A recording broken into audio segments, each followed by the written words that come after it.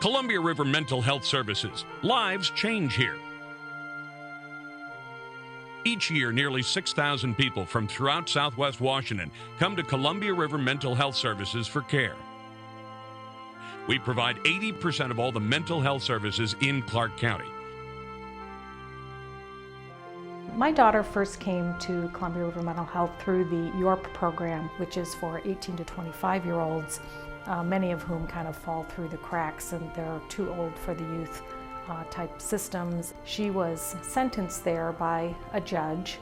She had found herself in jail. She was abusing drugs,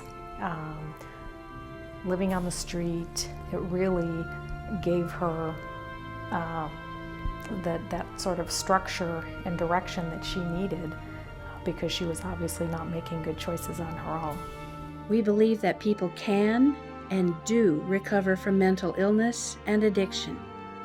And we work as a team with other community organizations to support each individual and their family in his or her journey to recovery. I grew up in Northeast Portland, getting robbed, going to the store for my mom and my stepdad, with pimps and gangsters in my living room, shooting dice on the floor. I believe I held my first handgun when I was about 8. In and out of foster homes, group homes. I've been on my own since I was 12. Statistically, people like me are not supposed to make it. We're not. We tailor our services to give each client and his or her family the tools they need for success. For Results Mentoring is a mentoring program where we offer community-based mentoring and school-based mentoring. So our mentors give a 1-year commitment where they agree to see their friend on a weekly basis for that 1 year. I really liked when we went on walks and stuff so we can talk, and because nobody really listens at home.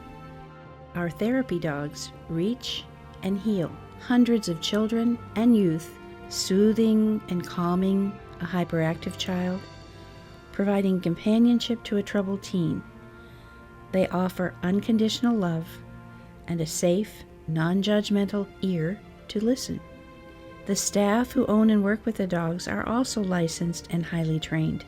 They work one-on-one with children, youth, and adults, talking, playing, and having fun. Southwest Washington has about 4,000 working uninsured. These are people who have jobs but no health insurance, and they do not meet poverty level requirements for subsidized health care. Now you're talking about all the effects of somebody not getting treatment who's uninsured. This is like dropping a rock in the lake and watching the ripples. A person with mental illness causes other people to have difficulties, and this ripples out.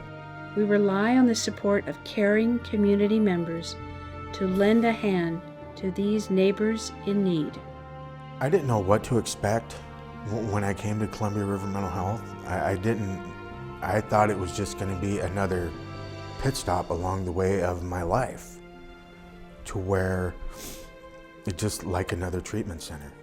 But it's not.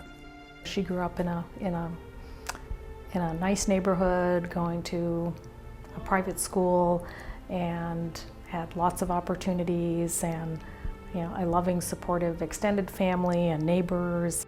People came over to my house to support me, as a support network, and I've never had that before. You might not think that someone like my daughter or my family would wind up using these kinds of mental health services. The people that have worked with me really do care.